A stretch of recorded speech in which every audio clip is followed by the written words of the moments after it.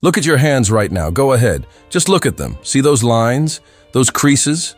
That rough skin that crept up on you somewhere between 30 and 60 and just never left? Every single line on your hands is a story.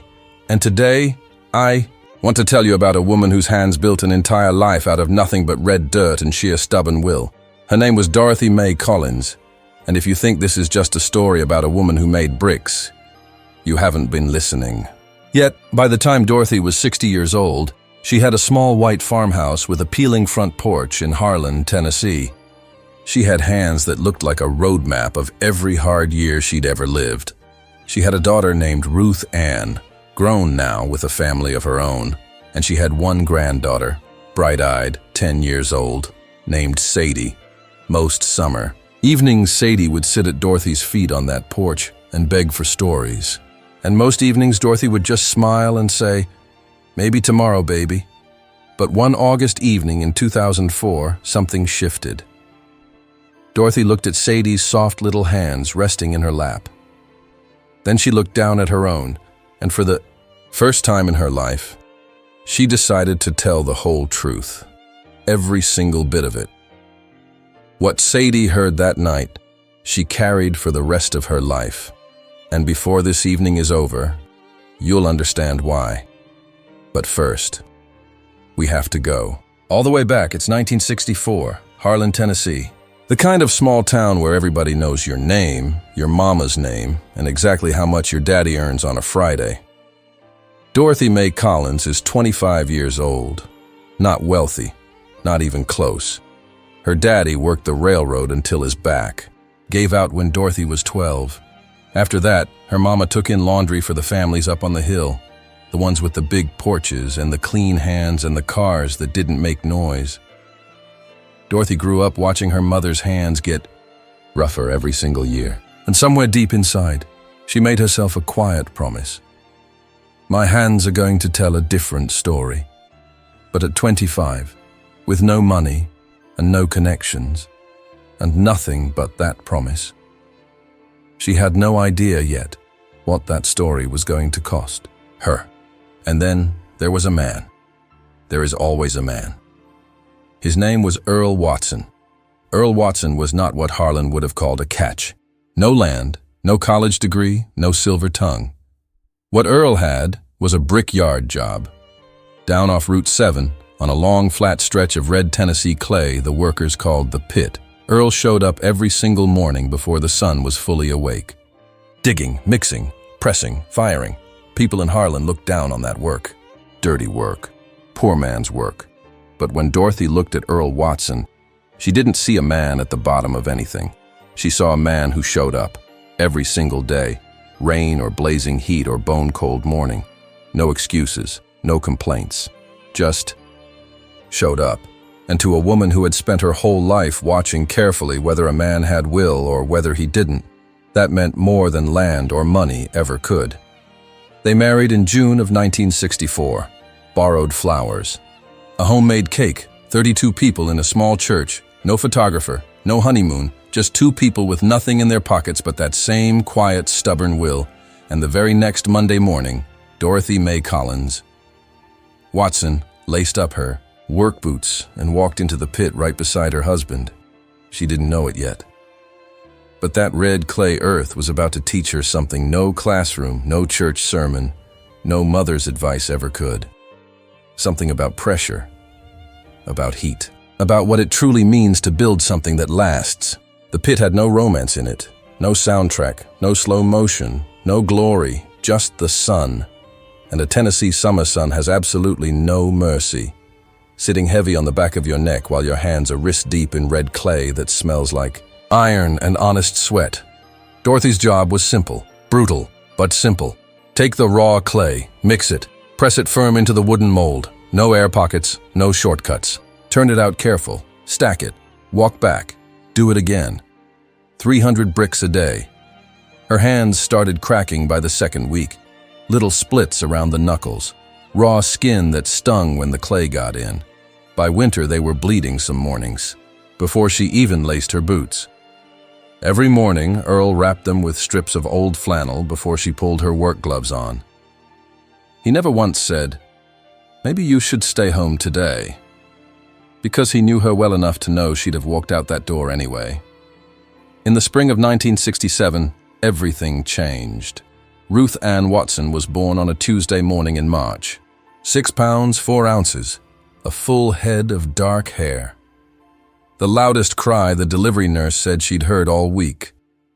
Dorothy held her daughter for the first time, that tiny warm weight in her clay-roughened hands, and felt something crack open inside her chest. Not break, crack open, the way frozen ground cracks in early spring, making room for something new to grow.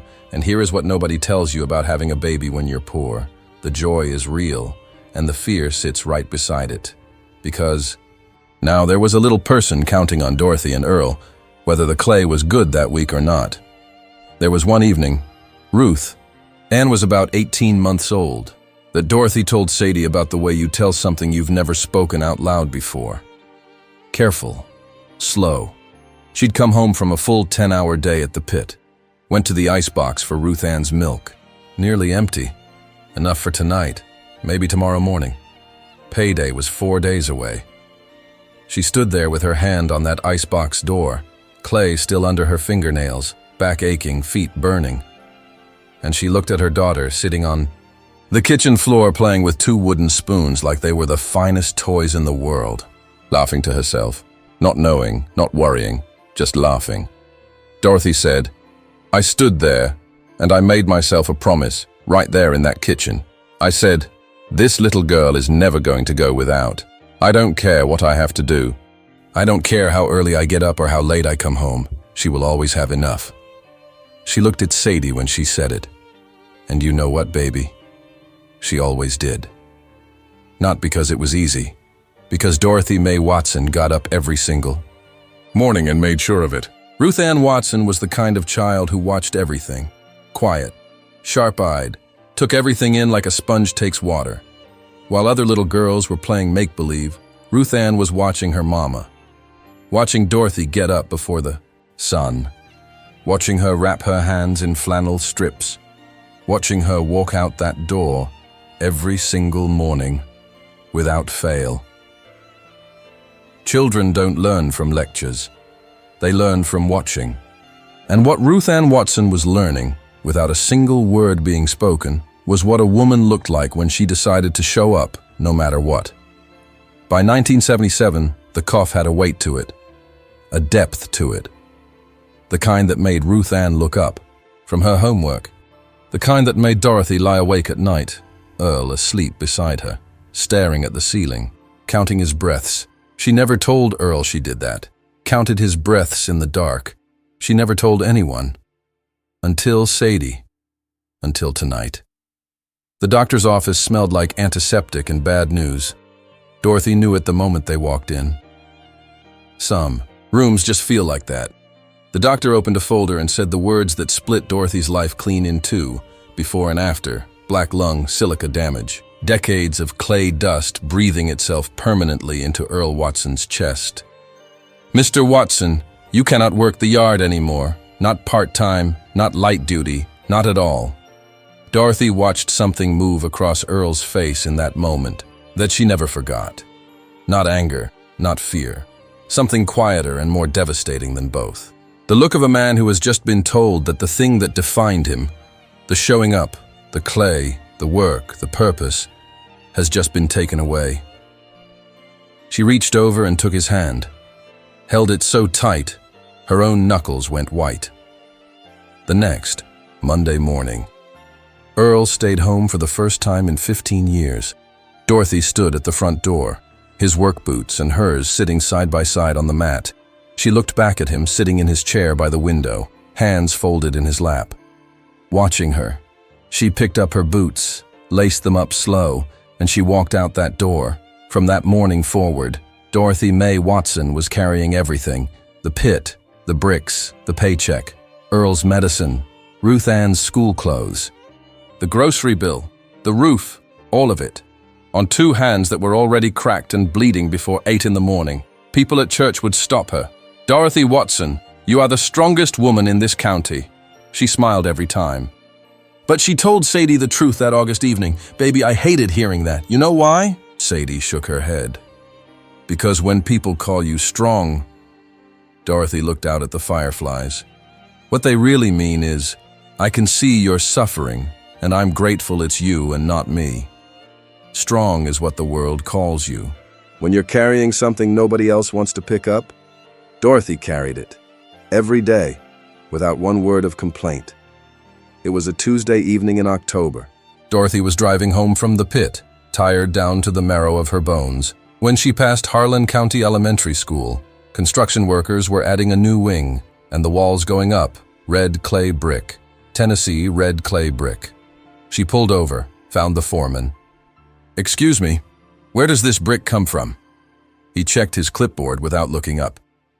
"Watson and Sons Brickyard, off Route 7.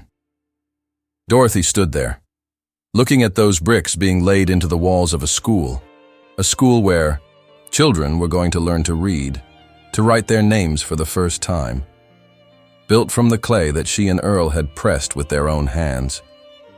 She walked up to the wall, put her palm flat against the brick, still warm from the kiln.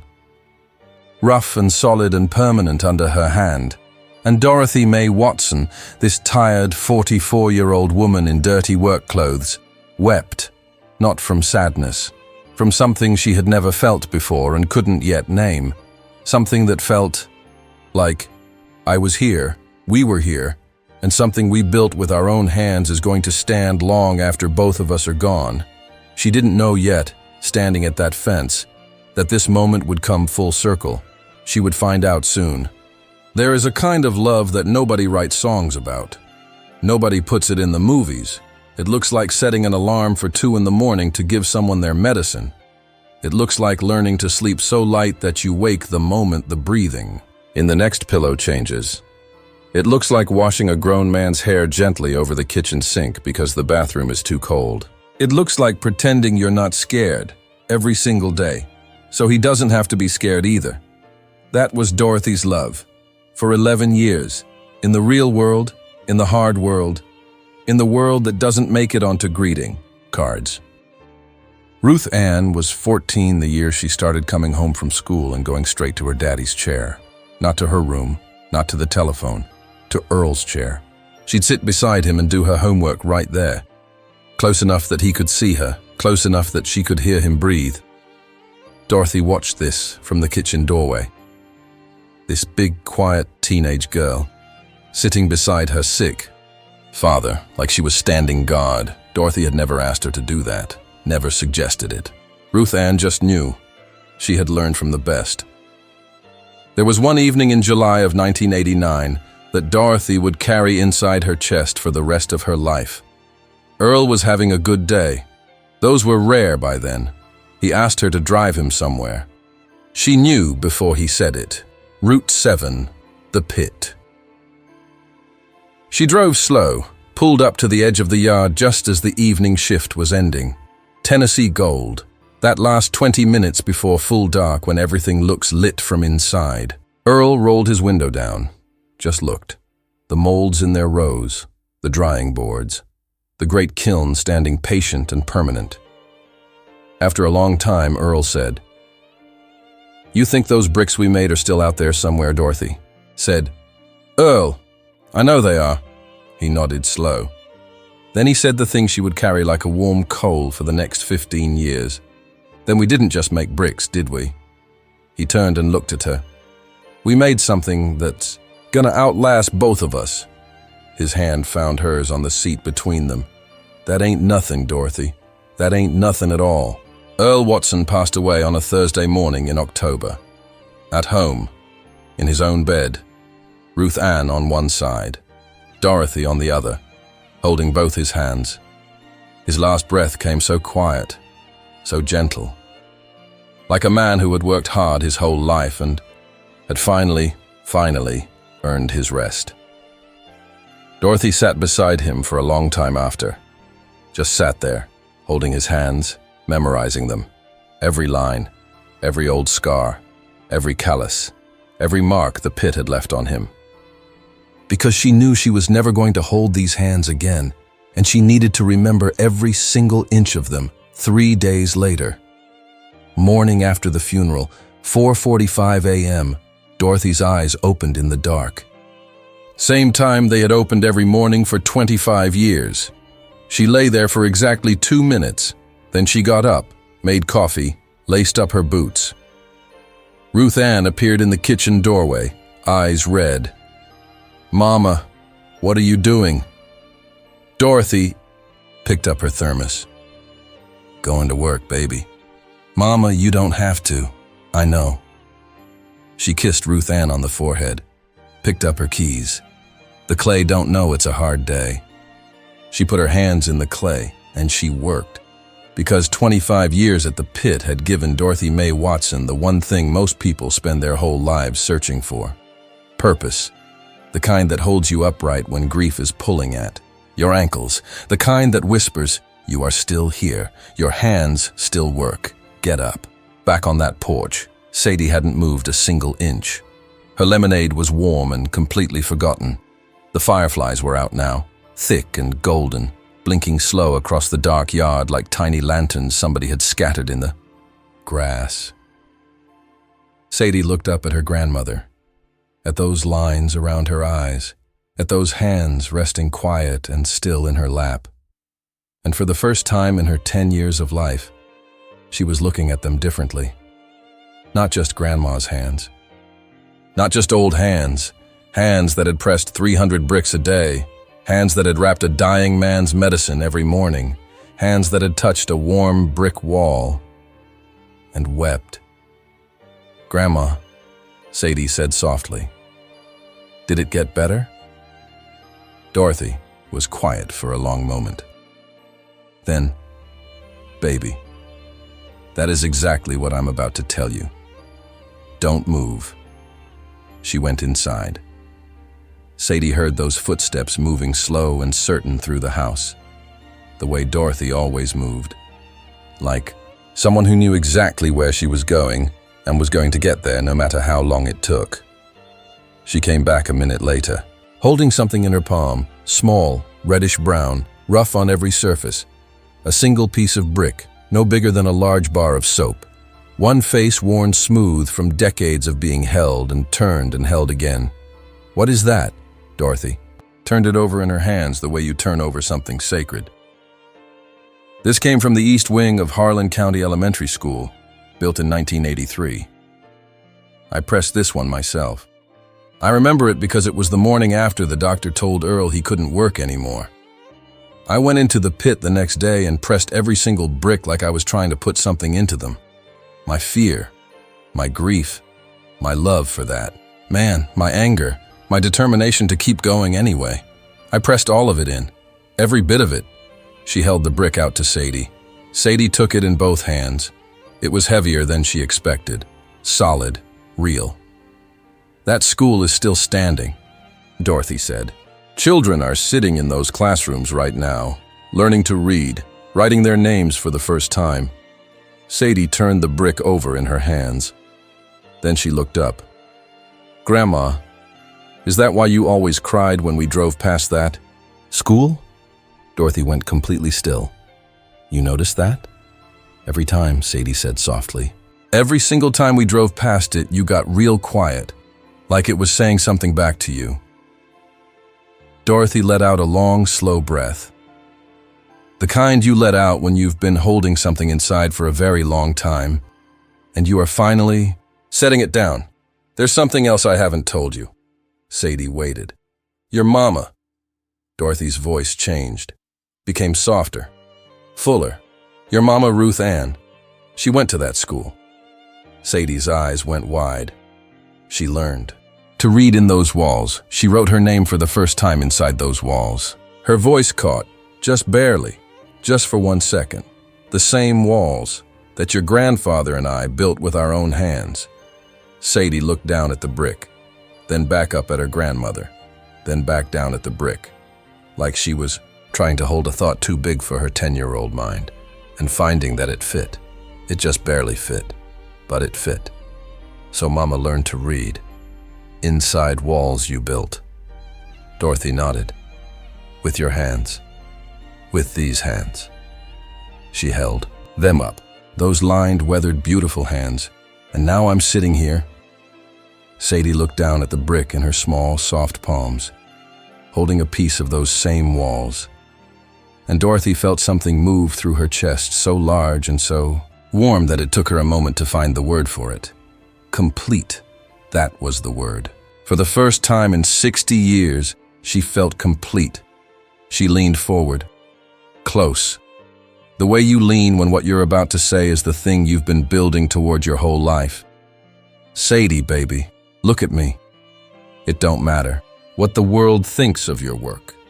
It don't matter if they call it small, if they look right past you like you're not even there. It don't matter if nobody claps, nobody photographs it, nobody puts your name on anything. Dorothy's eyes were full, but her voice was steady as a brick wall. If you pour yourself into it, your whole honest self, your fear and your grief and your love and your determination, all of it, it will outlast you. She closed Sadie's fingers around the brick. Clay pressed with love becomes something permanent, and permanent is forever. Sadie sat with that brick for a long time. Then she stood up, and she did something Dorothy didn't expect. She walked over, and she put her arms around her grandmother, brick still in one hand, and she held her. Held her the way you hold someone when words have run completely out, and holding is the only language left. Dorothy closed her eyes, put her rough old arms around that small, warm back, and for a moment, right there on that peeling porch, with the fireflies blinking gold across the Tennessee dark, she wasn't 60 years old anymore. She wasn't tired. She wasn't the strong one carrying everything alone. She was just Dorothy, being held. Before Sadie went inside that night, she stopped at the screen door, turned back around.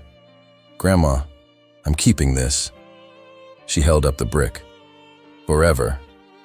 Dorothy smiled, that slow, full 60-year smile. "I know you will, baby. And someday." Sadie said it quiet, like something she didn't fully understand yet, but knew was true. "I'm gonna tell somebody this story." Dorothy's eyes filled completely. One tear, just one, slipped slow down that lined, weathered, beautiful face. "That's all any of us can ever ask for," she whispered. "That's the whole thing. Right there." Dorothy Mae Watson made bricks for 35 years. Nobody put her name on a single one of them. Nobody ever will. But somewhere in Harlan County, Tennessee, in the walls of a school where a child is learning to read right now, as you watch this, her hands are still holding something up. Quietly. Permanently. Forever. And in a small house not far from there, a 10-year-old girl named Sadie is asleep in her bed, with a piece of red clay brick on her nightstand, right next to her lamp, where she can see it every morning when she wakes up. That is the value of clay. Deliver this looking directly into camera, friends. You just stayed with Dorothy Mae Watson from the time she was 25 years old, all the way to 60, through the clay fields and the bleeding hands, through Earl's last breath and the morning she laced her boots anyway, through a little girl holding a 40-year-old brick and finally understanding what her grandmother was truly made of. You stayed, and that means something. So right now, before you scroll, before you close this tab, hit that subscribe button. Because every week on this channel, we tell stories like Dorothy's. Stories about people who did the quiet work, the unglamorous work, the work nobody put on the front page. These are your stories. And share this, right now, with someone in your life who has been carrying everything quietly. Your sister, your oldest friend, that person who hasn't heard a single word of acknowledgement in far too long. Send it to them, because time is the one thing we can never press back into the mold.